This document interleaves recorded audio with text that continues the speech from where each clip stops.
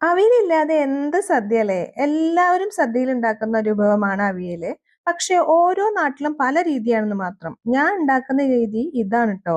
നിങ്ങൾ ഉണ്ടാക്കുന്ന രീതി എങ്ങനെയാണെന്ന് കമന്റിൽ ഇട്ടോളൂ. എല്ലാ വെജിറ്റബിൾസും ഒരു കപ്പ് വീതമാണ് ട്ടോ എടുത്തിട്ടുള്ളത്. ആദ്യം ചേന ഇടാം. ചേന വളരെ കനം കുറഞ്ഞ ഒരേ രീതിയിൽ കട്ട് ചെയ്തിട്ട് എടുത്തിട്ടുണ്ട്. പിന്നെ എടുത്തിട്ടുള്ളത് കുമ്പളങ്ങയാണ്. പിന്നെ പച്ചക്കായ, പച്ചക്കായയുടെ തൊലി നീളത്തിൽ എരിഞ്ഞത്, പയറ്, പിന്നെ എടുത്തിട്ടുള്ളത് കൊത്തമരയാണ്. കൊത്തമര ഞാൻ ചെറുതായിട്ട് നടുക്ക് കീറിയിട്ടുണ്ട്. അല്ലെങ്കിൽ വേവാത്ത പോലെ ഒരു രുചിയില്ലാതെ കിടക്കും. പിന്നെ എടുത്തിട്ടുള്ളത് ബീൻസ് ആണ്. അതിനുശേഷം മുരിങ്ങക്കായ. മുരിങ്ങക്കായ നല്ല വലിപ്പമുള്ളത് കൊണ്ട് ഞാൻ നടുമുറിച്ചിട്ടാണ് ഇട്ടിട്ടുള്ളത്. പിന്നെ ക്യാരറ്റ്. പിന്നെ ഞാൻ ഇട്ട് കൊടുക്കുന്നത് 6 പച്ചമുളക് നടുമുറിച്ചിട്ടാണ്.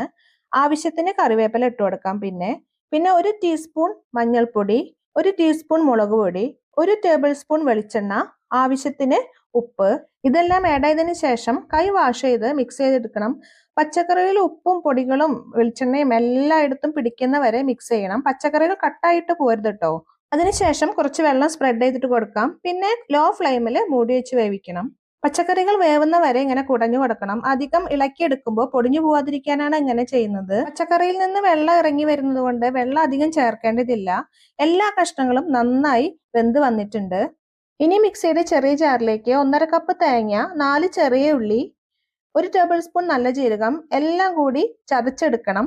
അരച്ചെടുക്കരുത് കേട്ടോ. എരിവ് ഇനിയും വേണമെന്നുണ്ടെങ്കിൽ തേങ്ങയുടെ ഒപ്പം പച്ചമുളക് ചേർക്കാം. ചതച്ചെടുത്ത തേങ്ങ പച്ചക്കറിയിൽ ചേർത്ത് മിക്സ് ചെയ്തെടുക്കാം. മിക്സ് ചെയ്തതിന് ശേഷം 1 മിനിറ്റ് തേങ്ങ ഒന്ന് വേവാൻ വെക്കണം. അതിനുശേഷം 1/2 കപ്പ് പുളിയുള്ള തൈര് ചേർത്ത് മിക്സ് ചെയ്തെടുക്കാം.